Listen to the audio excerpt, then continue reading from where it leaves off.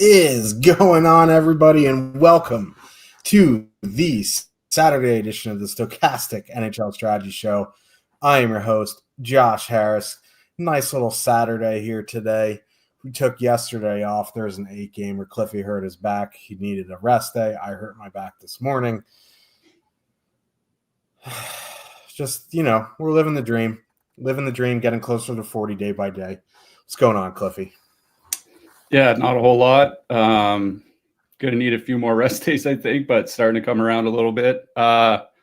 Interesting slate yesterday. I was telling you this morning, I made legit one of the all-time worst swaps I've ever made in my life playing NHL DFS yesterday. Had my lineup for the 3 p.m. slate was New Jersey 1, the Hischier line, plus Dougie Hamilton, a 2-man of Bjorkstrand and Shane Wright, Roman Josi on defense, and then some mid-priced one-off. When I saw it was Jonas Johansson starting, I was like, well, not going to miss Jonas Johansson day. So I swapped off the Seattle guys, swapped off Josi, swapped off that one-off, put in full Nashville 1. Cost me about 62.5 points, I think, yesterday. So I didn't cash. That was legit one of the worst swaps that I've made that I can remember in recent history anyway. But so it goes. I mean, Nashville losing to Jonas Johansson, that's one of those things where I'm surprised the coach still has his job, but that's neither here nor there. We'll talk about Nashville a little later in the show. 10 games here tonight. Obviously, the caution off the top is I think 17 of the 20 teams are playing back-to-back, so there's not a lot of information to go off of. Some of the teams obviously swapped lines during games last night. Don't know if who's healthy, who's injured. Just got to pay attention to the Discord. Look for lineup information. We'll certainly be posting lines in the Discord before lock because there is going to be a lot of updates coming between like 5 and 7 o'clock Eastern.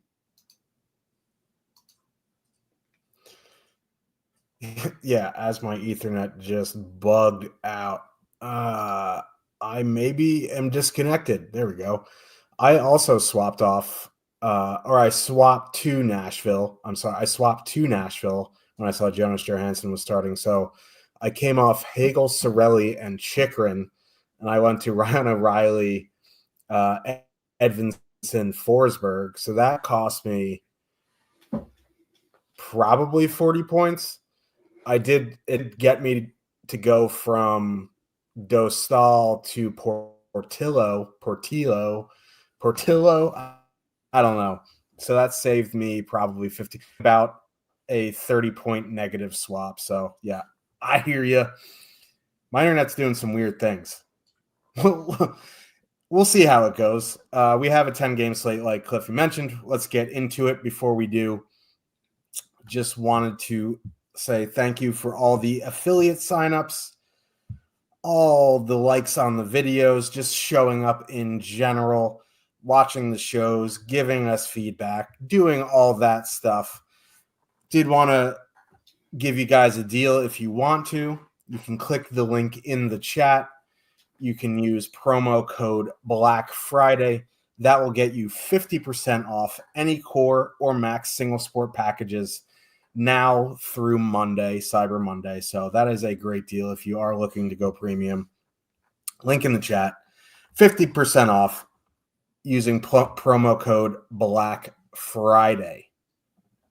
Let's get into this slate.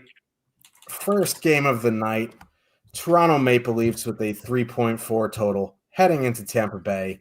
The Lightning have a 3 total. Austin Matthews back in the lineup for Toronto. Luckily for us, Jonas Johansson started yesterday, so it will be Vasilevsky tonight.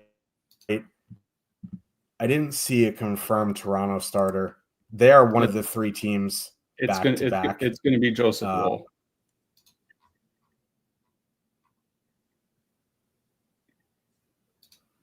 Joey Woll in net for the Leafs.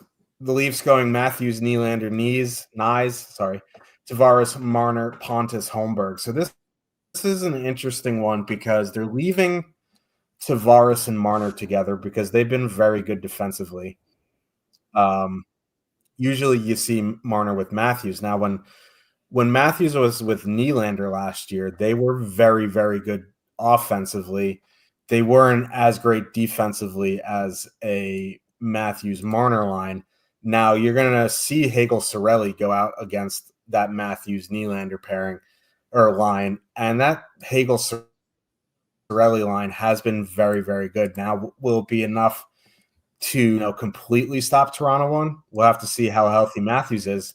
They're kind of priced in a range on the road where it's just like, I don't know if I want to play a $21,200 line with Matthews coming back for the first time in a week. He was in Germany. God knows if he's 100% going up against the Hagel-Sorelli line with Vasilevsky in that. Now, you can, and there are people doing it. They have a 19% top two stack with a 10.2% projected ownership. They're just kind of in a weird price range for me. That 21,000 price range is kind of a no man's land for me because, outside of that Tampa top line, Toronto's the most expensive line on the board. And there are 1, 2, 3 in the 19,000s. You got Vegas at 18-1. Would I want to spend up 21,000 on this slate? I don't know. There are filler lines that you can fit with Toronto one fairly easily. So if you are on the Toronto train, you definitely can play them. In my single entry, I don't think I'm going to be spending 21,000 for Toronto here tonight. Now, you certainly can. They're more of an MME type deal for me. I'll never say no to a Matthews one-off. Tavares and Marner are a little interesting because they're still both on the top power play unit. They'll probably see a fair bit of that point Gensel Kucherov line, and that line is more of a trading chance type of deal. I know they haven't been great offensively, but you do get 2 to 3 on the top power play unit. They have positive leverage. They are a little expensive, so that's probably another MME type deal. Marner one-off, I think, is fine.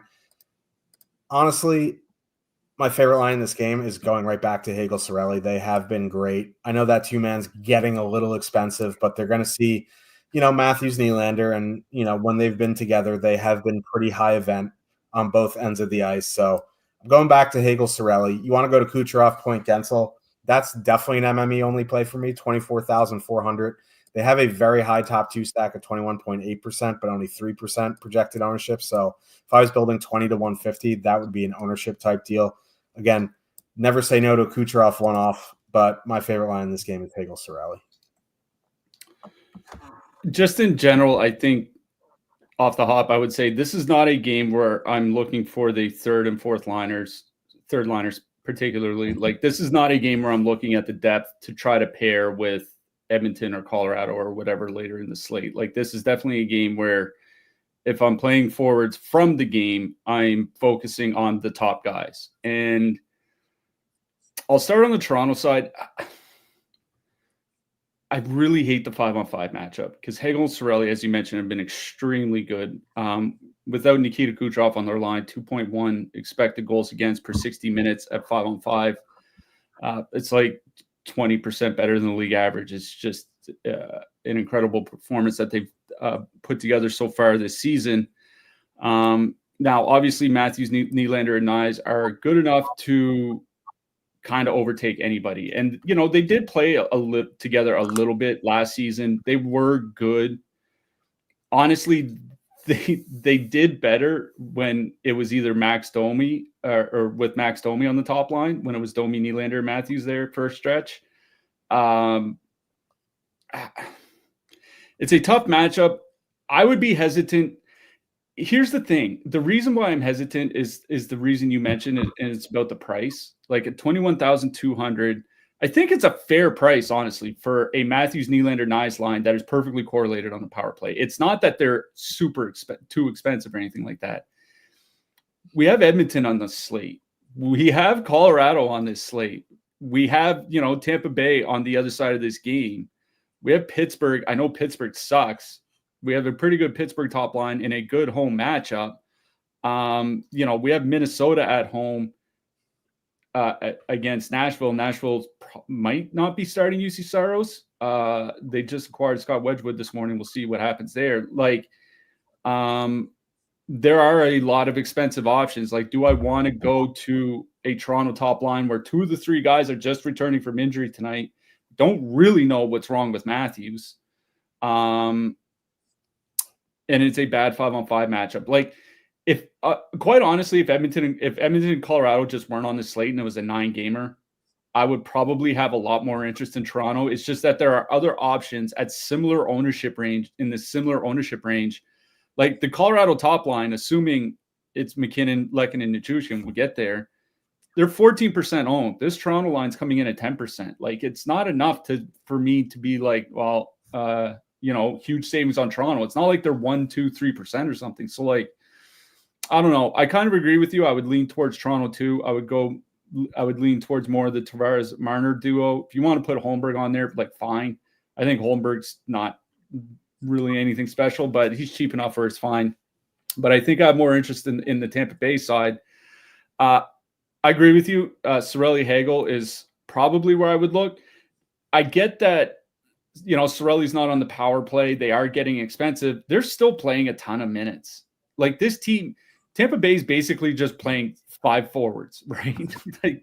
They're just playing 5 forwards and then rotating, Kucherov or Gonçalves or whomever on the Cirelli line, and they're rolling 1, 2, 3, 1, 2, 3, 4, 1, 2, 1, 2, 3. That's just kind of how they're rolling their lines. They're all playing heavy minutes. Cirelli and Hagel so far this season, 3.2 expected goals, 4.7 actual goals per 60. Again, all skating 20 to 22 minutes. They are expensive at $12K for the duo, but I think they're perfectly fine in what is a decent home matchup against a Matthews line that I don't think is going to be very good defensively. So I agree with you on Tampa 2. Tampa 1, I'd be more tempted to one-off the guys.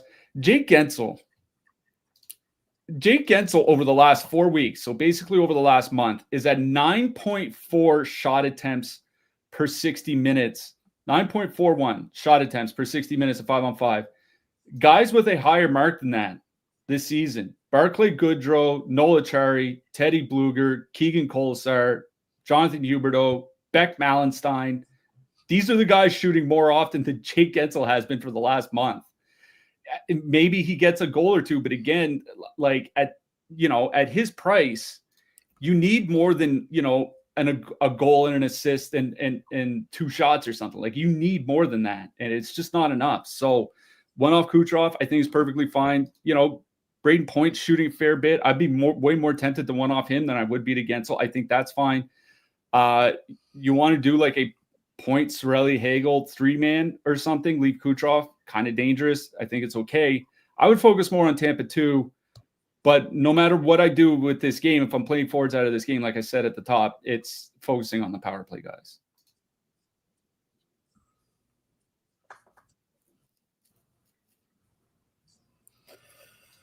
Yeah, and it's a 6.5, and I just don't have a ton of interest in single entry outside of one-offs. If Colorado 1 had a loaded line, say at 22.9, something like that, at that 14%, then I'd say, Toronto 21 and change at 10 is fine. But the Colorado top line's under 20K. Pittsburgh's under 20K. I don't know. They're kind of in no man's land. Washington Capitals with a 2.7 total. Heading into New Jersey, the Devils have a 3.4. This is one of the games where you kind of have to watch the line combinations for the Capitals if you are playing them. They did move Strome up with Connor McMichael and Tom Wilson yesterday. And then after that, it was just a hodgepodge of crap. But if Strome, Wilson, McMichael are together, they are a fully correlated line at 11-7, 17-4 if they are together. The issue is this is a pretty brutal matchup going up against that Nico Hischier line. That Hischier line, they're into their 70 minutes of sample, which is getting to a decent sample size. They have been shutting it down defensively. Now, Markstrom did go yesterday. It is Jake Allen. I don't think Jake Allen's anything special, but it's not a massive drop-off compared to some of the other teams. So going against that Hischier line really takes me out on Washington. I don't have a ton of interest. If you happen to get there in MME, they're fully correlated. That's fine, but I don't have a ton of interest in Washington here tonight. It's the Devils side that interests me a lot more, and I think obviously they have two very playable lines. That Hischier, Nason, Meyer line, like I said, they're into the 70s for their sample. They've been very good defensively. They've been excellent offensively. Yes, you have some minutes concerns with Timo and Nason, but Nason is on the top power play unit. He's not overly expensive. They have been excellent. They've actually been finishing the puck, which is a far cry from what Jack Hughes' line is doing. They've been generating a bunch, but they haven't been finishing. So I think going to the Hughes Bratt line is fine, but if I had to go to a Devils line here, it would be Hischier, Nason, Meyer. Yeah, here's the thing about Washington is that we know Dubois, Wilson, and McMichael has been a great line this season. 3.2 expected goals, 4.5 actual goals per 60. They're only 14,500. As you mentioned, if it's Dylan Strome there, they are more expensive, but then they are perfectly correlated on the power play, and no one's playing them, right? Like, no one is playing them. The old New Jersey or the old Washington line with Pierre-Luc Dubois there is at 1% ownership. If warmups roll around and Dylan Strome's on the top line, that line is going to be under 1% owned. And a perfectly correlated top line for as great as they've been for under 1% ownership, I don't know. Like, I have an idea of what I'm going to do with my lineup tonight. I don't think I'll be able to get an over 17K line in other than the one that I have in mind. But it is a tough matchup. It's not just going against the Hischier line, but it's that Siegenthaler-Kovacevic pairing. They've been legitimately one of the best defensive pairs in the league. But that line, that Washington line has been tremendous this season. And the power play has been better without Ovechkin. Like, I don't think that's something that we probably should mention here is the Washington power play is generating more shot attempts, more shots, and more goals without Alex Ovechkin. You want to say it's maybe the competition they played lately. Obviously, it's a small sample, but the Washington top power play unit hasn't been anything special with Ovechkin there for a few years now. So I wouldn't be surprised if taking him off and having options other than just, a one-timer slap shot from the circle available to the rest of the team would make them a little bit better. It is a bad 5-on-5 matchup. It is a bad special teams matchup because New Jersey's penalty kill is really good, but this is a pretty good top line that no one's playing. That's what kind of scares me. Again, I don't think I'm going to get to them in my single entry. If I was 20 maxing, I would absolutely have somewhat one, maybe two Washington lineups here tonight. It's just worth it for if the Devils have one slightly off, a little off game or something. It's definitely worth it for how good that top line is. But generally speaking, my interest is on the New Jersey side. Hischier, Meyer, Nason, you're right. They have been tremendous. 5.1 expected goals, 3.4 or 3.9 actual goals per 60, shooting 9%. They are cheap at 17K. I don't have an issue with playing them. One thing I do worry about a little bit is ice time. Nason's has been coming up. They have been using him more, so that's good. They've been using Meyer a lot less. Hughes and Bratt are probably going to be two of the three highest ice time players for New Jersey. Now, Hughes and Bratt, they're having a tough time scoring right now. 2 goals per 60 so far this season, but shooting 6.7%. That should be over 3 goals per 60 once that starts to normalize a little bit. I would probably go Hischier, Meyer, and Nason just because they are a little bit cheaper. I would be kind of tempted to leave off Meyer and put on Brad or something like that. Because Brad typically gets involved, whether it's late in games, whether it's on the power play or something like that. He gets involved a lot. He's the team's best winger. I love Timo Meyer, but Jesper Brad, at the very least, is the best offensive winger that they have. I'd be tempted to leave, Meyer off and put on Brad instead. I would probably go to that Hischier line as well. But I do have a little bit of interest in Washington here, especially if you're playing multiple lineups tonight. They are a really good line that nobody's paying attention to. And I do think warrant consideration just for that reason.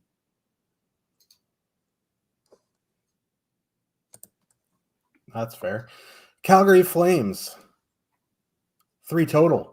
Heading into Pittsburgh, the Penguins have a 3.1 total. We have our first. This game is a festival of the night. This is an absolute circus. Dustin Wolf was starting against our Columbus Blue Jackets last night, so it's going to be our good pal Danny Vladar in net for the Flames. I don't think it really matters who's in net for the Penguins. They all suck. So let's break it down.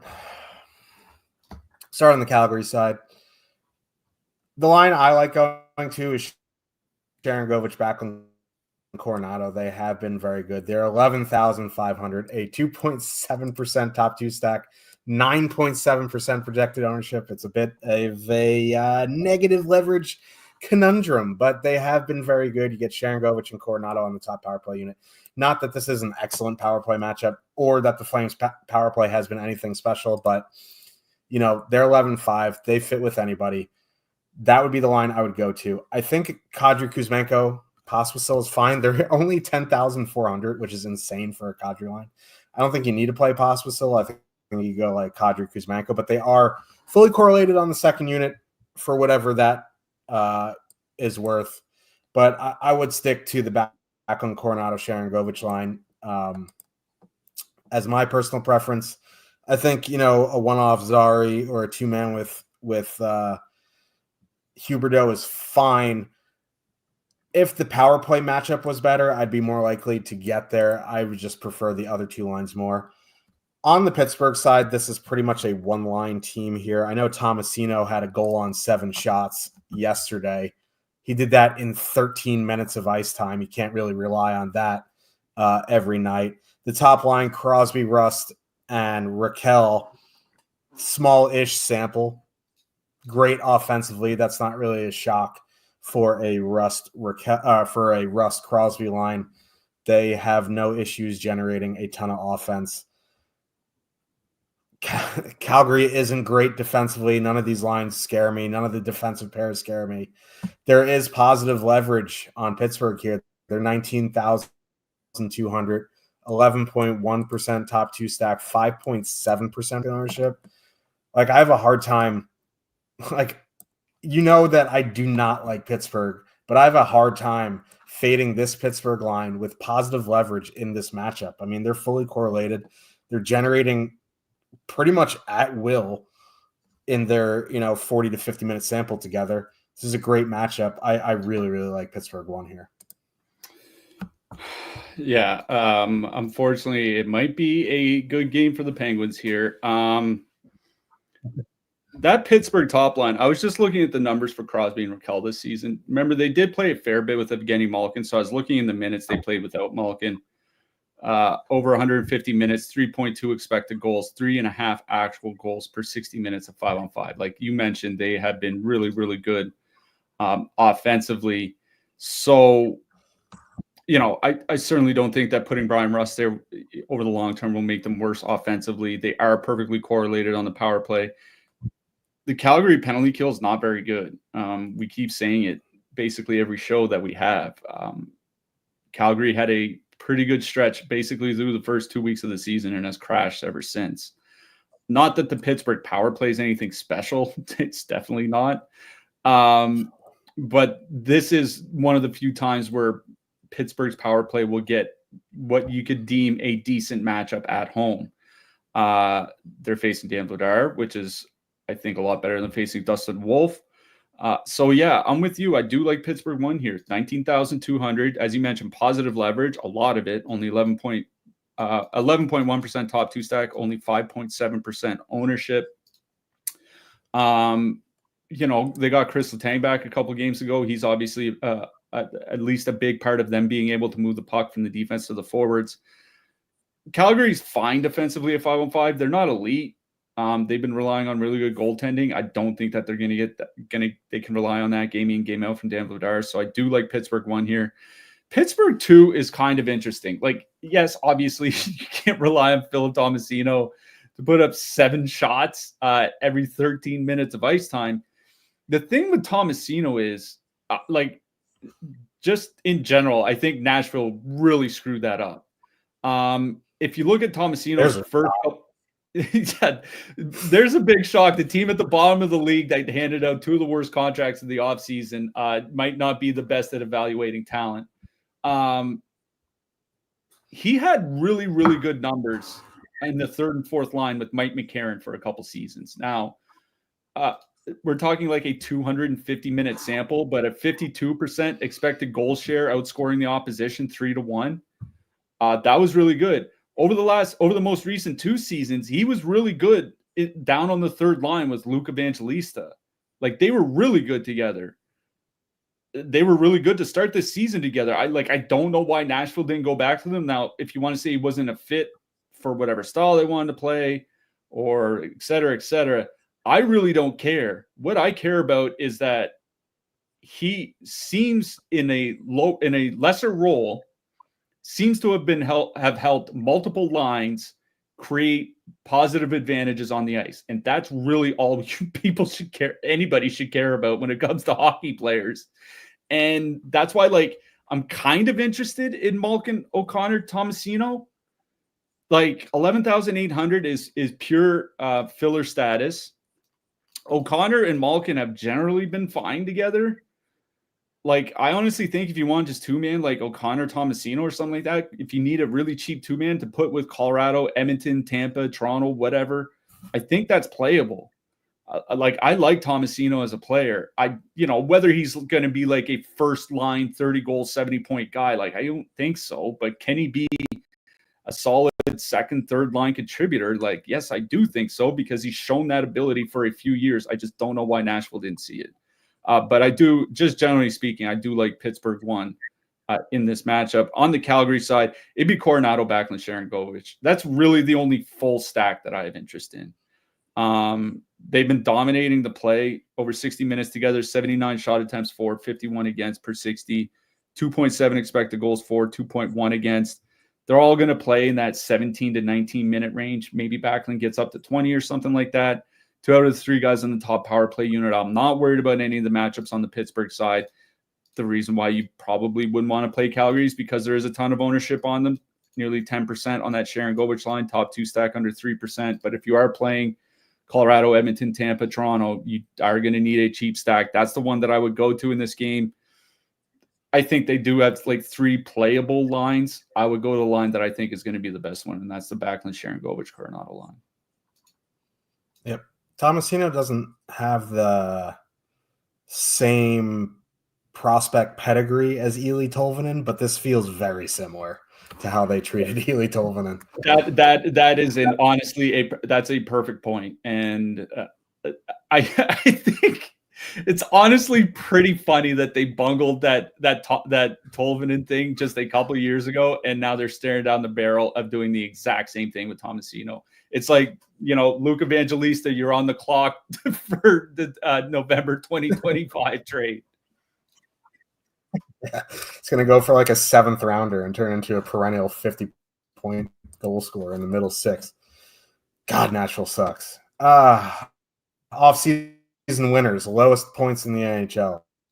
Hate to see it. You also do love to see it. Philadelphia Flyers with a 2.6 total heading into St. Louis. The Blues have a 3 total. This is our first "this game sucks" of the evening. This game really sucks. I don't even know why I mentioned the lines for the Flyers, because they won't be the lines for the Flyers at the end of the game, but they're in the top stacks. We currently have Konechny, Couturier, Farabee, Tippett, Mitchkov, and Frost. The Blues going Thomas, Neighbors, Texier, Kyrou, Shen, and Saad. Now, Buchnevich is out, so that's why Texier is up on the top line. Neighbors and Texier I think they have about 3 games of time together this year, but most of that has been with Schenn or Oscar Sundqvist. Now they're going to play with Rob Thomas, who is easily their best center, might be the best player on the team. You can argue Buchnevich or Kyrou or whatever, but that line, that line's 10,600. You get Neighbors and Thomas on the top power play unit. As a filler, like they're coming in with less ownership than the Calgary filler lines. They're 10,600. The Flyers have a goaltender problem. I don't mind going to Thomas, Neighbors, Texier here. You can leave Texier off if you want. You can go Thomas, Neighbors. Texier is min price, though. It does help bring the cost down. If you do want to go to Kyrou Schenn, I guess that's fine. But honestly, they've been awful. So, like, at that point, I just kind of want to go to Thomas and Neighbors, Texier here. You want to one-off Kyrou, that's fine. I just don't have a ton of faith in Kyrou, Schenn, and Saad. On the Flyers side, like, we're in the same spot we're always at. I think a Travis Konechny one-off is honestly the best play you can do from the Flyers. He has been an animal this season. He is getting expensive at 7,300, but his average time on ice this season is over 21 minutes. I think Matvei Michkov as a one-off is fine.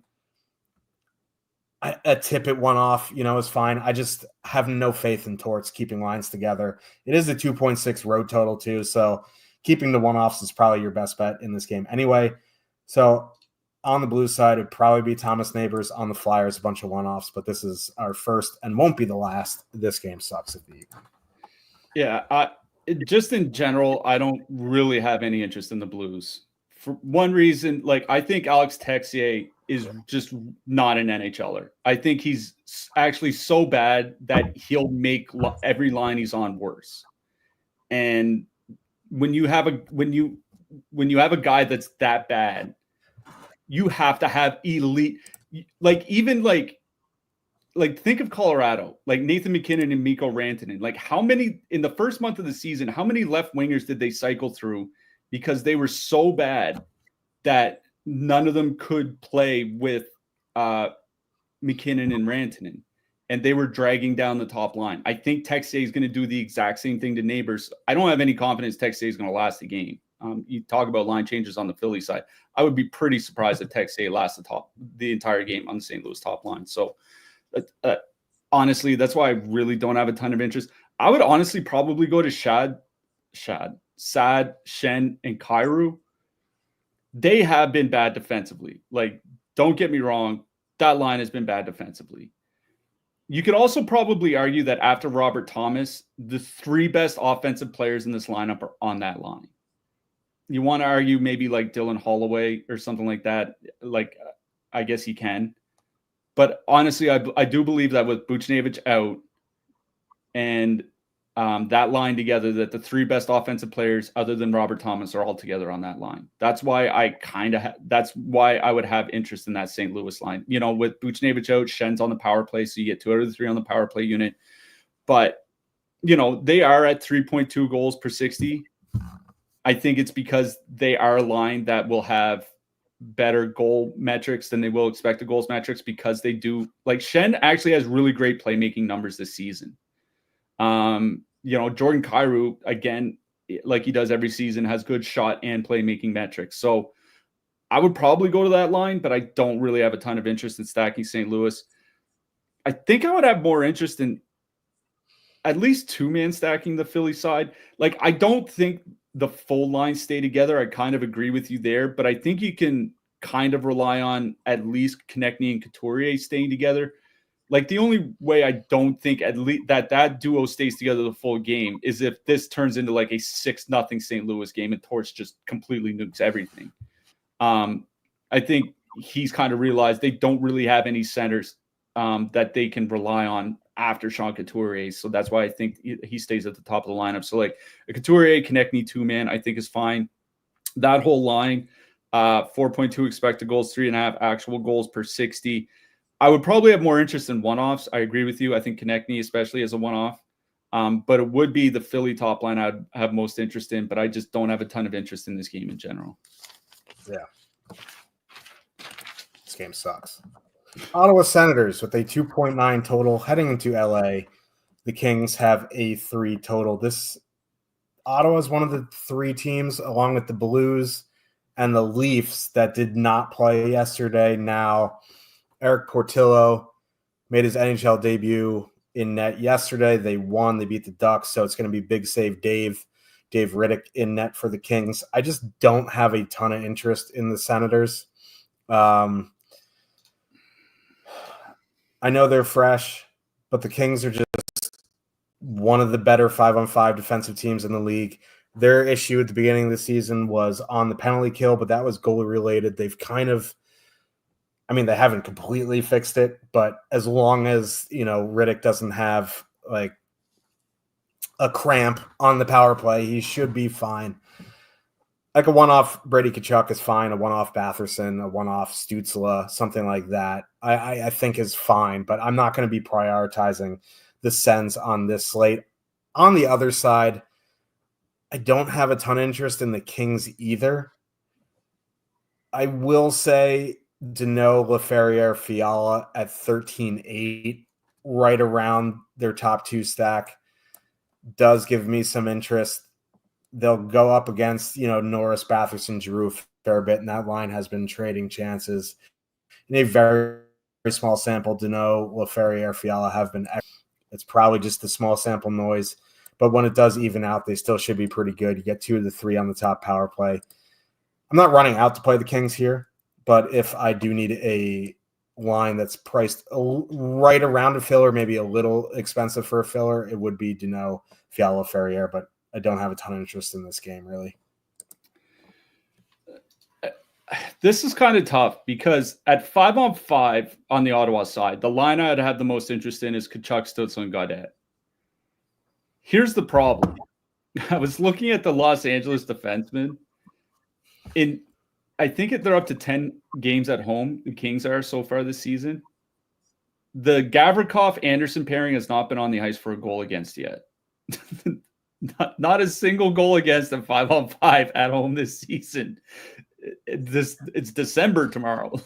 They have been one of the best defensive pairs in the NHL this season. It is just a brutal 5-on-5 matchup for that top line.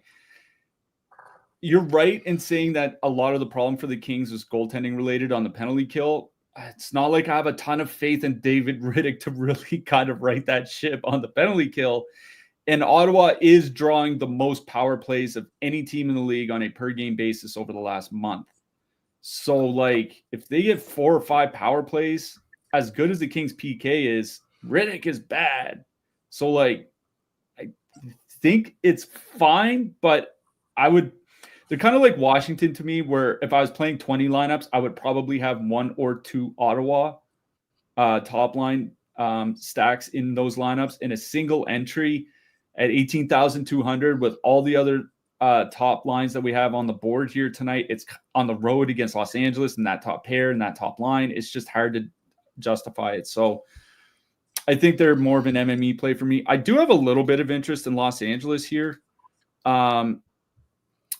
We have to see what warm-ups look like because they were swapping Foegele for Alex Turcotte at times throughout the game yesterday. That worries me that there's not going to be a consistent top line winger, and there might just be a different top line at warm-up. So that's something to keep an eye on. But Kempe, Kopitar, and Foegele, or at least Foegele and Kopitar so far this season, 3.3 expected goals per 60 minutes, 4.6 actual goals, only a little over 40 minutes together. But, Foegele, he made lines better in Edmonton. There's a reason why he got the money that he did in the offseason. I'm not Ottawa is a good defensive team, but they have the same problems that the Kings have, and that's between the pipes. So I honestly don't mind Kempe, Kopitar, Foegele here, assuming that that's what we get in warm-up. 16.5 thousand, 6.1% top two stack, 5.4% ownership. If you're looking for more mid-price stacks to pay up for defensemen, I think this is one of those stacks to consider. They're my favorite line in this game. I think going to LA2 is perfectly fine if you need to save some money to make it a more of a fillery type stack. But I think it'd be LA1. I'd also have interest in Ottawa 1 if I'm in anything 20 max and above. Yeah. Buffalo Sabres with a 2.7 total heading into Long Island. That sucks. The Islanders have a 2.9 total. Hello, darkness, my old friend. Chalk Islanders, baby. What can we do about that? Fade them until we're bankrupt is what I'm leaning towards. Buffalo, obviously, on a back-to-back. They're going to start James Reimer here tonight. Here's what I'll say about Buffalo. If you are interested in Buffalo, they did run Thompson, Tuck, Peterka yesterday. However, they finished the game with Thompson, Peterka, and Quinn on the top line. The second line was Tuck, Cousins, and Benson. So if you are interested in that top line of Thompson, Peterka, Quinn, and it is Quinn up there, that line is $4,000 cheaper than Thompson, Tuck, and Peterka. They would be $15,800, which would probably put them into play for me because 19.8 for Thompson, Tuck, Peterka, not fully correlated on this slate would probably be a pass for me. But if you switch, Quinn up there, you get the same power play correlation. You get, Thompson and Peterka up there. You get Quinn on the second unit, but you save $4,000 for having Quinn up there. That would interest me a little bit. There are swaps you can make if it is Tuck up there. There are games starting after that, and there's a lot of lines in that price range. So if you are interested in Buffalo here, that is something to keep an eye on. I would have a lot more interest if it is Quinn. We'll have to wait and see what the lines are when they do take the ice. The Islanders side, I don't have almost any interest in Horvat, Lee, Holmstrom. I think a Horvat one-off is fine. It would be that second line. They're fully correlated on the top power play unit. Nelson, Palmieri, Sipelkov. 12,900, 3.8% top two, 10.2% projected ownership. That's not awful in terms of chalk Islander levels. We've seen that way worse, and that line has been by far their best line. The price hasn't moved, it feels like, in 3 years. It's a great price, a great matchup. So if you want to eat the chalk there, go ahead. That's not something I'm super interested in. It's just at this point, on the bandwagon here kind of feels bad. I kind of have to put my foot into the ground and just eat it like an idiot. But I think they're in a great spot. Their ownership isn't awful. I am going to keep my eye on that Buffalo top line because with Quinn up there, saving the $4,000 would give me some interest. Yeah. Normally, I wouldn't be super interested in chalk Islanders, but as you mentioned, it's not as bad as we have seen. We've seen these lines over 20% on 9 and 10 game slate. They're both around 10 to 12% on this one. The second line projected at 10.2% ownership, and they are perfectly correlated on the power play. They have been good this year, as you mentioned, 2.9 expected goals, 3.6 actual goals per 60 minutes. They all play. It depends on the game and all that, but they'll all play between 16 and 19 minutes at that price. It's certainly perfectly fine, especially with the fact that, Ukko-Pekka Luukkonen started yesterday, so it's probably going to be James Reimer today. And James Reimer, it's been a few years since he's been good. You know what I mean? So I think it's a pretty big downgrade in net for Buffalo. I do have a little bit of interest in that Islanders second line. I think they're in play as a filler. Don't get me wrong, but it would be that line and not the Horvat line that I would go to. It's the Buffalo side that does, I don't want to say interest me because I'm not sure I'm going to be running out to play Buffalo here, but you're right that if Quinn is on the top line, it's 15,800. That makes a pretty significant difference because then at that point, a couple goals, you probably need 2 and not 3 goals. And 2 goals is a lot more doable especially against a pretty bad penalty kill like the Islanders have. And the Buffalo power play, remember they had a really bad start to the season. I think, they went, what was it, like 7, 8, 9 games or something like that without a goal. Like the Buffalo power play has certainly been a lot better since that slow start, right? Like their goals per minute over their last 15 games is right in line with teams like Ottawa and Colorado. So if it is Quinn on the top line, I would have a little bit of interest just because it would give them 2 guys on the top power play unit as it's always been, but $4,000 fewer dollars for the salary. So if it's Quinn there, I would have interest. If it's Tuck there, probably less so just because of the price thing. I will shout out Cousins and Benson.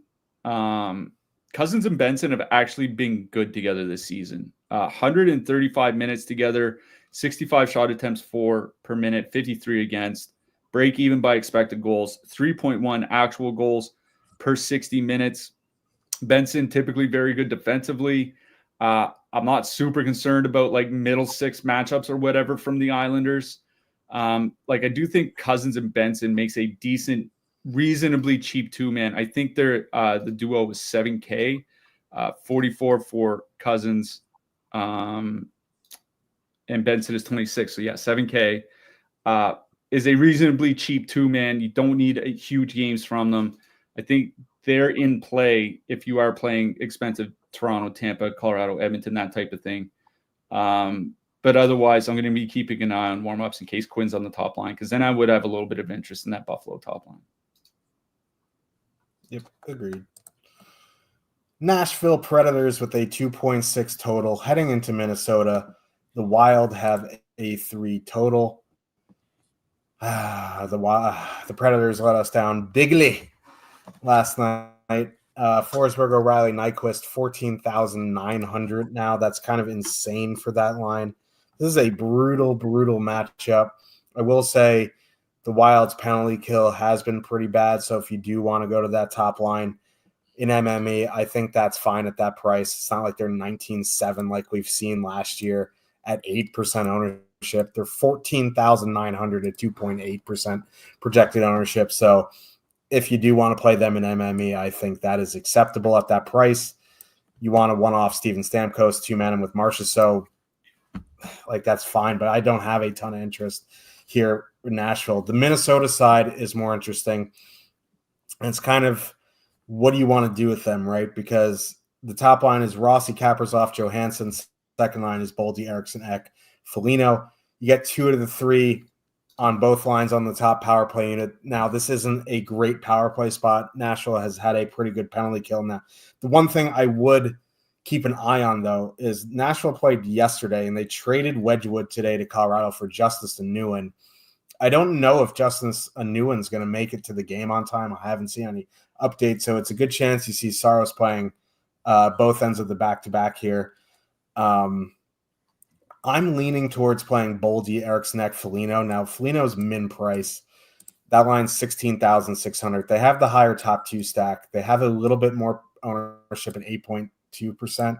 What you can do is you leave off Foligno and add in Kaprizov. Now, that makes the line 23,700, which is pretty expensive. But if you think about it, they're still less expensive than Tampa 1 there. So if you are looking to spend up, that is a way to get different. Like Rossi and Kaprizov have been okay together this year. The problem is they're going to run into Forsberg, O'Reilly, Nyquist, and that line has been pretty good defensively. After that, on the Nashville side, they've been brutal, and that's why I lean towards Boldy, Eriksson, Ek. I kind of want to have Kaprizov in a stack if I'm going to use the Wild. That's why I'm recommending that really expensive 3-man at 23,300. You can just full stack min 1. You can full stack min 2. If I'm going to play Minnesota in single entry, I'm leaving Foligno off and adding likely Kaprizov. It's one of those things where I need to have Kaprizov if I'm going to stack the Wild. So if you're someone who's like, I'm going to risk it for the biscuit, I think I'd lean Minnesota too. Yeah, one thing I'll just jump in and say about the line matching is that I'm pretty sure Eriksson, Boldy, and Foligno is going to go out against Nashville 1. I was just looking from earlier in the season. Yeah, my bad. That's my fault. Yeah. Yeah, I was just looking at they hosted Tampa Bay on November 1st. Kaprizov and Eriksson were on different lines at that point, and Eriksson spent over 80% of his ice time out against the Kucherov line. So I suspect, I suspect Boldy, Eriksson, Foligno will go out against Nashville 1. That's what makes me lean towards Kaprizov, Rossi, and Johansson. Is Rossi has been getting top power play time. They don't have great expected goals numbers together, but the actual goal scoring isn't bad. And I don't think that should be kind of discounted, because Rossi is obviously very talented. Kaprizov is one of the most talented wingers in the league. I do think that they can take advantage of some pretty soft middle six Nashville matchups. I do have interest in Kaprizov, Rossi, and Johansson there. Like you said, I think you're fine to leave off Johansson and throw on like Boldy or something like that. Especially with Rossi there, because he is so cheap. It doesn't make the stack super prohibitively expensive. So yeah, I do like Kaprizov, Rossi, and Johansson in this game. Nothing for me from the Nashville side, even with Jonas Brodino. This is still a pretty bad matchup. That Eriksson, Boldy, Foligno line is going to be a meat grinder defensively. So, like you said, 20 max MME, certainly want to consider Nashville in those circumstances in a single entry. I think I'd just rather go to the Minnesota side. Yep. That's my bad. I don't know why I got into my head that Rossi and Kaprizov will go out against top comp. But if you're absolutely correct that Eriksson will be going out against top comp. So that does change my perspective on it a little bit. A lot of it, we'll say. I do have a lot more interest in Rossi, Kaprizov there. A lot of it. Just making shit up now. Edmonton Oilers with a 3.2 total heading into Colorado. The Avs have a 3.3. This is back-to-back for both teams. Edmonton beat Utah in overtime last night. Colorado did something with someone. No, they lost to the Stars yesterday in Dallas. Colorado running McKinnon, Lehkonen, Nichushkin, Rantanen, Middlestat, Kovalenko. Now, the Avs were down in the third period yesterday, so they did move Mikko up to the top line. I think that's just a thing you'll see if they're losing late in the game.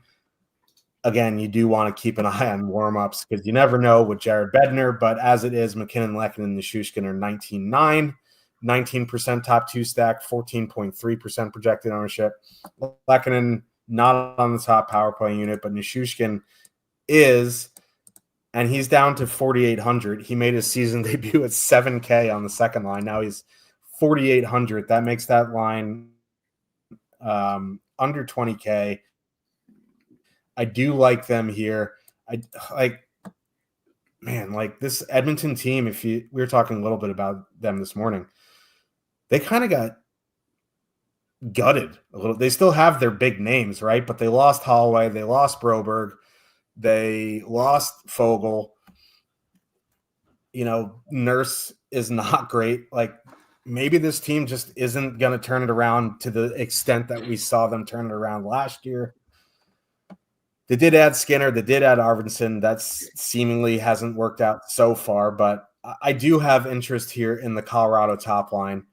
They're going to go out against McDavid, Nugent Hopkins, Kapanen for a fair bit, because McKinnon just plays so much and McDavid plays so much. They'll go up against each other a fair bit. I do like that Colorado top line. Kapanen up on the top line for Edmonton doesn't do anything really at either end of the ice for me. So it would be Colorado 1 for me. I think Colorado 2 is fine. That Draisaitl-Podkolzin line actually has been pretty good. So if you want to leave off Lehkonen on the top line and add in a Middlestat or Rantanen for extra power play, I think that would be the route I would go rather than full stack Colorado 2. So it would be Colorado 1. On the Edmonton side, their goalies have been trash. So, and they traded a new one, so it's going to be Georgiev tonight. He's gotten better, but he's still not he's not at the Antti Ranta levels of Carolina last year, but he's certainly not up towards the top of the goalie rankings right now. So I do think you have to keep Edmonton in play here. It would be the big boys, right? You go to McDavid, Nugent Hopkins, you add in Draisaitl, you focus on those guys, and you go about your day. I would just lean towards, that top line. You leave Kapanen off, add in Draisaitl, add in Bouchard, something like that. But my favorite line in this game, Colorado won.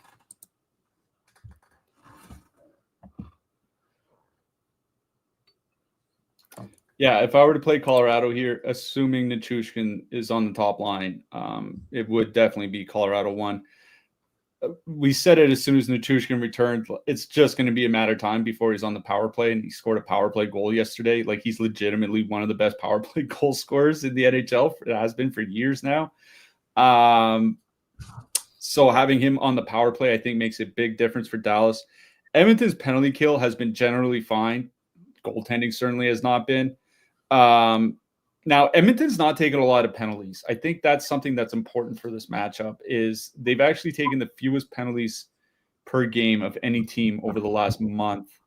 But like, if Colorado only gets 2 power plays here, they can easily go 2 for 2 against this goaltending. Like, that's just how good Colorado is and how shaky the Edmonton goaltending has been. It would be Colorado 1 for sure. Here's the issue is, like, if for some reason they do go to a line of like Lehkonen, McKinnon, Rantanen in warmups, you don't really have a ton to go to in the later games. Like, you can probably go to some sort of Vegas stack. Maybe you can figure out something and just swap over to Colorado, but you'd be kind of screwed. So just be aware of that if you are going to stack Colorado. But yeah, that top line hasn't played a ton together over the last 2 years, but unsurprisingly, a lot of offense, 4.2 goals per 60. We also brought up a lot with regards to Nathan McKinnon, how little he had been shooting this year. I just want to mention he has 13 shot attempts in his last 2 games. That looks a lot more like the McKinnon from the last 2 years, as opposed to the first 7 weeks of this season. If that's the guy, if he's more like that moving forward, I have a lot more interest in playing Colorado 1. I think it's worth the risk. So I don't mind Colorado 1 here. Edmonton is interesting for this reason. Josh Manson got hurt yesterday. Looks like he's probably going to be out. The Colorado blue line hasn't been that great.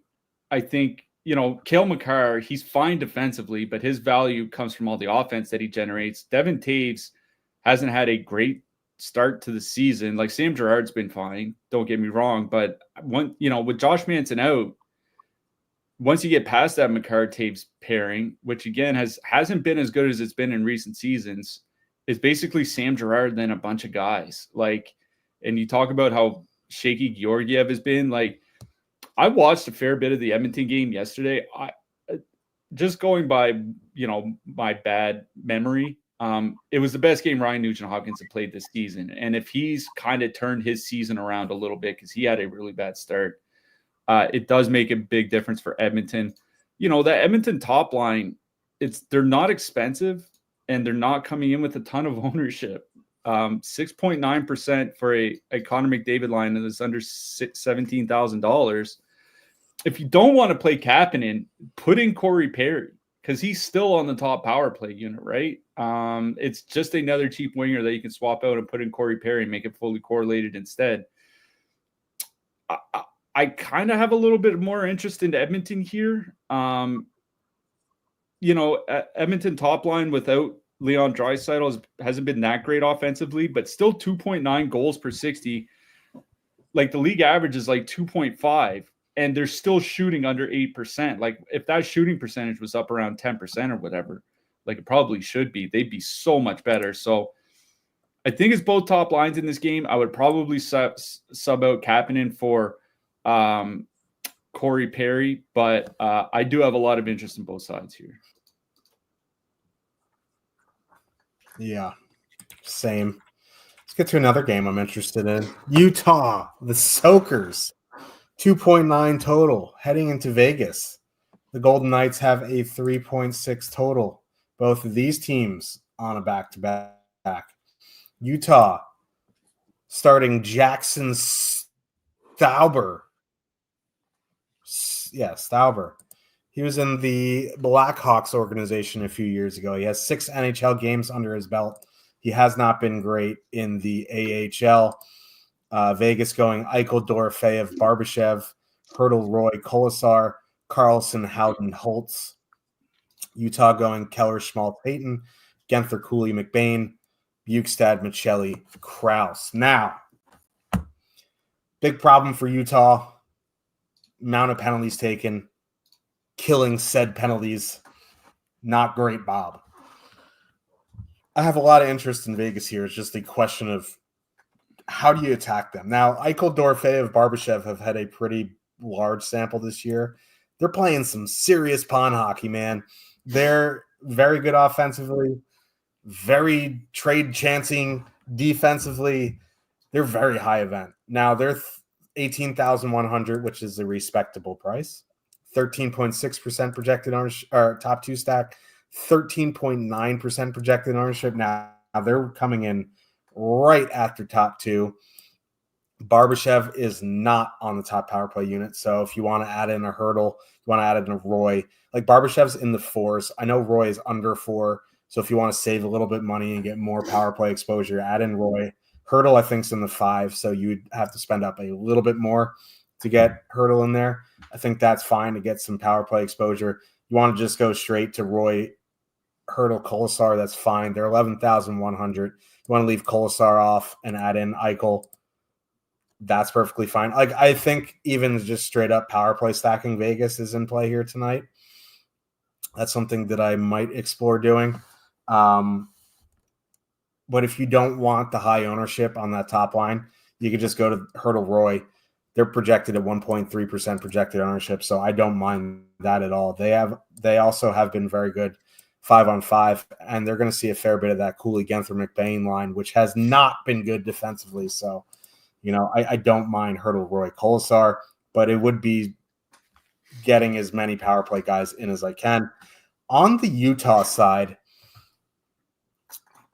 like that Eichel, Dorofeyev, Barbashev line has been so high event that, like, for 15,300, I would take a stab at Hayton, Schmaltz, Keller in MME. No one's playing them, 0.4%. So it's not like you're going to be playing a chalk line in a tough matchup. Getting 1 of 20, you're way over the field. You're 12.5 Xing the field. And this line has been generally good, and that top line for Vegas has been, trading chances at best. So don't mind taking a stab on Utah 1 here in MME, but this is a Vegas game for me. Yeah, I agree. I do like Vegas 1 here.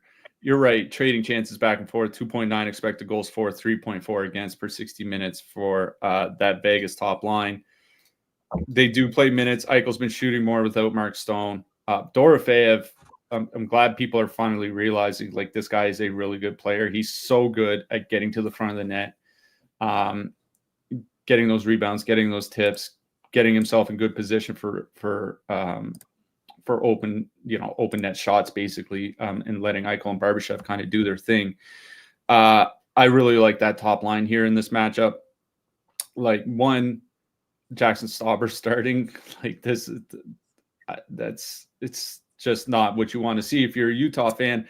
The other is, as you mentioned, is all the penalty troubles that Utah has had over the last month. 3.8 times shorthanded per game. No other team is above 3.5, and there are only 2 other teams above 3.2. Like, they have been easily the most penalized team in the league. And you're right, they have a lot of trouble killing off the penalties they're taking. 12 power play goals against in their last 12 games for Utah. Taking too many penalties, where even the penalty kill itself, it's not great, but it's not awful, but they're just taking so many penalties that it doesn't really matter. So I would want to get Eichel and Dorofeyev at a minimum in my lineup.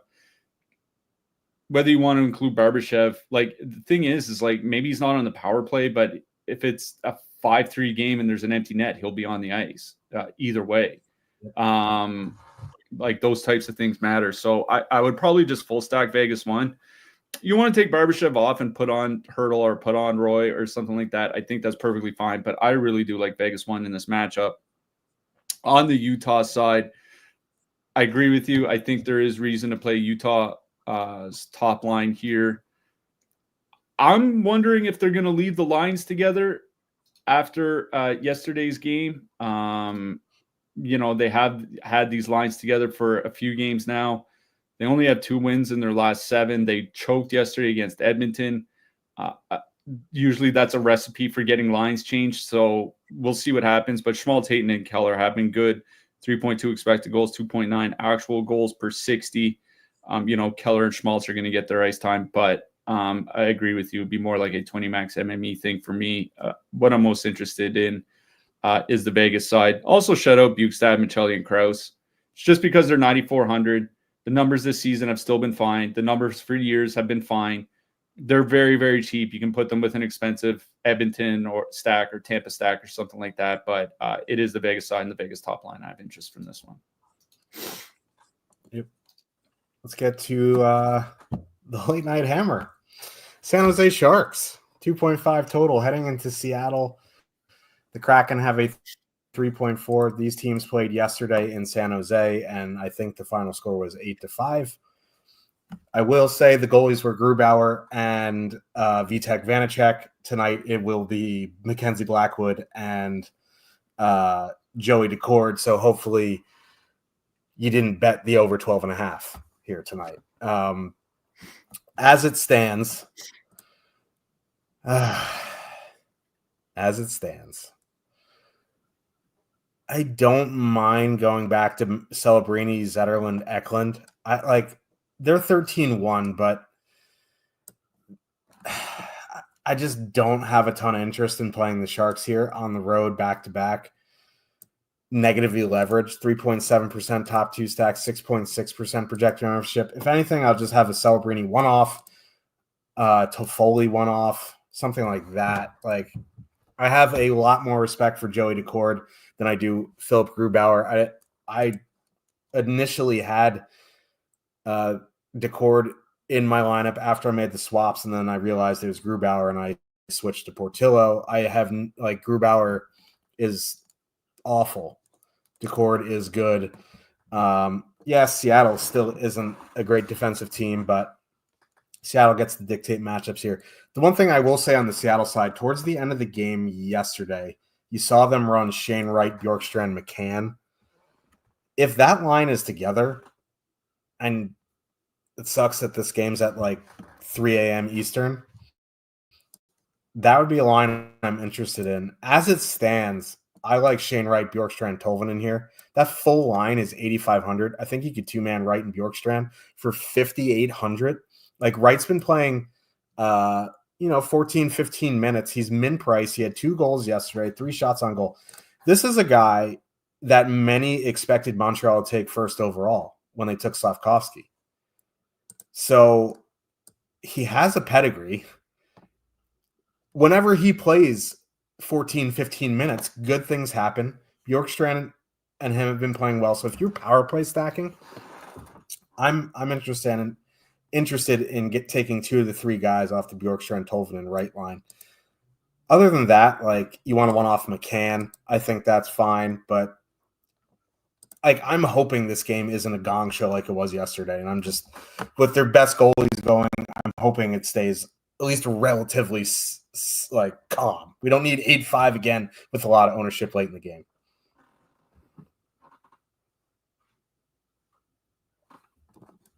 Of course, be sure to watch for warmups.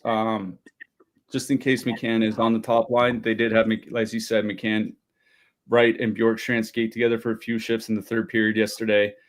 What I will say is that if you go with a line of Wright, McCann, and Bjorkstrand, I think it's 11,900. And if they are broken up for whatever reason, the Vegas second and third lines are over 11K, so there's a swap there. Obviously Utah has a much cheaper third line that you can go to. You can probably swap to something on the Seattle side. San Jose, that, both their second and third lines are between 10 and 11K. There are lines that you could swap to if it's not McCann, Wright, and Bjorkstrand. And I almost feel the pull of going to Wright and Bjorkstrand because I should have played them yesterday and I backed out because I played Nashville instead. as I said at the top of the show. Wright and Bjorkstrand this season, 2.6 expected goals, 4 per 60, 1.8 against, 68 shot attempts, 4 per 60, 52 against. They've been really, really good together. Wright and Bjorkstrand play, quote, second power play unit, whatever you want to denote as the first and second power play. I don't think it really matters because neither are really that good. But at least they get the power play time. And if they have McCann there, it's probably the best offensive line that this team can put together with Jordan Eberle out. So I have a lot of interest in that line. It's just whether it's actually together at warmups. Like we won't know until warmups, so we're going to have to see then. But at the very least, I agree with you. A Wright Bjorkstrand 2-man makes a lot of sense considering how cheap they are, how good they've been, and all the expensive options elsewhere on the slate. On the San Jose side, I'm not going to lie. I think the line that I have interest in is Wenberg, Toffoli, and Luke Kunin. Because at the very least, Wenberg and Toffoli have played well together this season, right? 60 shot attempts per 60, 2.9 expected goals, 3.3 actual goals. It's the only line where 2 out of the 3 guys are on the top power play unit, right? Celebrini on his line, he's the only guy on the top power play. Granlund on his line, he's the only guy on the top power play. Wenberg and Toffoli are both on the top power play. So you get 2 out of the 3. I think you can take Kunin off and put on Granlund or Celebrini or something like that, make it more of a power play stack because Seattle's penalty kill, holy shit, it's bad. But Toffoli, Wenberg, and Kunin would be the line that I have the most interest in from the San Jose side. I think, generally speaking, I'm more interested in going back to that Seattle third line, whether McCann's there or not. Yeah. Before we get to defensemen, just wanted to take a sigh of relief because I looked at the Rangers' time on ice through 2 periods. Jacob Trouba, least amount of time on ice for a Rangers defenseman here so far through 2 periods. Yeah, I think he got in a fight though, so that might be part of it. Let's get to defensemen. Always have to rain on the parade. Top of the board, Makar, Yossi. Surprise. Then you have Dahlin, Bouchard, Hedman, Montour, Douglas, Hamilton, and then the Calgary guys. Obviously, Makar and Yossi, you want to play them, go for it. Pretty tough matchup for Yossi, but again, it's a pretty good power play spot. I think Makar would be one for me, but that's really expensive. I don't mind Bouchard here. I think Montour is super interesting just because the San Jose penalty kill sucks. Dougie Hamilton has been playing. He doesn't play a ton of minutes, but he fills the stat sheet up in those minutes, so I think he's fine. Obviously, the Calgary boys are fine. I'd lean towards Weegar. That's just me. But, yeah, if you are stacking Tampa, I think Hedman in a power play stack, adding him to a Tampa 1 or something wildly expensive, but is fine. What are you thinking? Yeah, for the expensive guys, point per dollar for me, it goes Weegar, Makar, and then Montour. The stochastic projections, if you want to look at point per dollar for the expensive defenseman, it goes Weegar, Makar, and then Yossi. I don't have Yossi projected as highly just because I don't think it's a very good matchup, but obviously he's still fine to play.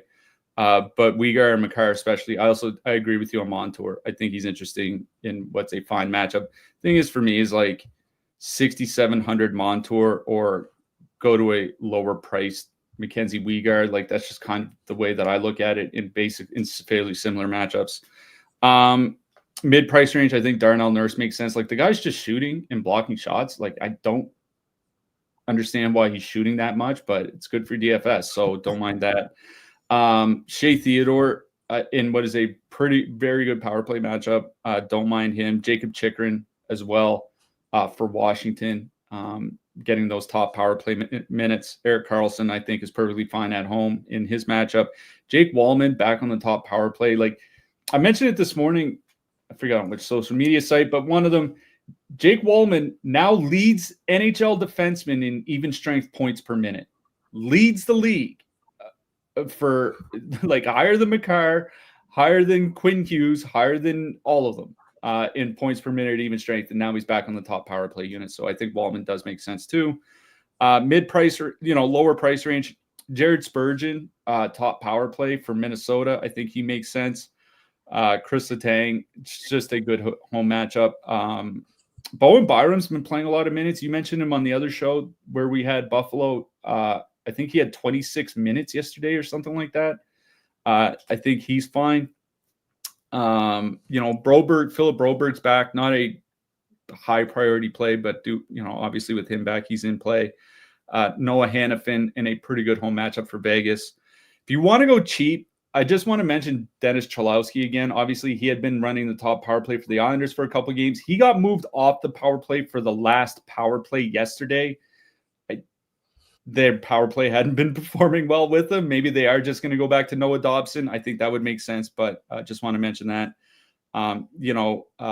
Nick Jensen with Artem Zub out will probably play 20 minutes. Alex Carrier will probably play over 20 minutes again. Declan Chisholm played over 20 minutes yesterday with Brodin out. I think he's back down to min price. So I think if you need a min price guy, Declan Chisholm definitely in play for Minnesota. Yeah, let's talk about the goalies. Lots of back-to-back, so you won't even see confirms until warm-ups. It's most likely going to be the guy who didn't start yesterday. But before you click it in and go out for the night, just make sure to double check. In the top range, I know it feels like chasing points, but Philip Gustafsson is the Wild's best goalie by far. He's coming off a 39 save shutout. He's 8,100 against Nashville here tonight. I do like him. I think going back to Sorokin is fine. I know he burned a lot of people the other night going for -7 DK points, but this is a pretty decent matchup for him. Jordan Binnington, 7,600 against the Flyers. Also fine. If it is Saros on a back-to-back at 7,300 against the Wild, I don't mind that, but that's one of those things you won't know until 7:30 p.m. Eastern. Don't mind Ullmark if it is Ullmark. The Kings, pretty high-volume team. They have trouble scoring from time to time. It always is a mental hurdle clicking in Ullmark, but I don't mind him here. If you are spending down, it would be Mackenzie Blackwood. Yeah. Binnington, Gustafsson, and Sorokin were the three that I looked at. They're also the three highest projected on Stochastic tonight. It goes Binnington, then Gustafsson, then Sorokin. I think that definitely makes a lot of sense. If you're looking to pay down, I'll mention Linus Ullmark. I know he hasn't been that good, but the Kings don't really score a ton of goals, but they do generate a lot of shots. So I think Linus Ullmark certainly in play. Also mentioned Charlie Lindgren. As long as he doesn't score on his own net, I think he could do pretty well here tonight. So I think Charlie Lindgren going into New Jersey, if you need a cheap goalie, is fine as well. Yeah, never go full Mark Stahl. Charlie Lindgren went full Mark Stahl, and that you just can't do. Yeah, I just quickly, I did that once playing junior B hockey. Like I got the puck in the neutral zone. I was skating back and I tried to go D to D off the boards and I just snapped it off the inside of the post on our goalie. And thank God our team was up like 10-4 or something like that at the time. Like, so it wasn't a big deal, but like literally just a perfect shot, 6 inches off the ice, off the inside of the post and in. It wasn't my proudest moment. Oof. Yeah, I can't say I've done that on the ice. I didn't play much hockey in leagues growing up, but I have done it in knock hockey. Not the same. But yeah, who you liking? Or before we get to the hat trick pick, we will for sure be back Tuesday, Thursday, Friday, Saturday, I believe. I think Wednesday's a 4-gamer. We'll have to see what the GPPs look like. But for sure, Tuesday, Thursday, Friday, Saturday. Who you liking for your hat trick pick? Choo Nicholas. Valerie Nichushkin. I don't know why I called him Nicholas Nichushkin. That doesn't make any sense whatsoever. Well, you are wearing a Christmas sweater. Maybe you're in the spirit of calling everyone Nicholas. Man, like, this is disgusting. Brian Rust. Should be an interesting game in Pittsburgh tonight. Anytime Pittsburgh comes out of my mouth, I just need to go take a shower. But we will be back on Tuesday. We'll be in Discord tonight, obviously. Good luck, everybody, tonight. We'll see you on Tuesday. Hopefully, we're leading off the show talking about how you ship the GPP. Good luck tonight, everyone.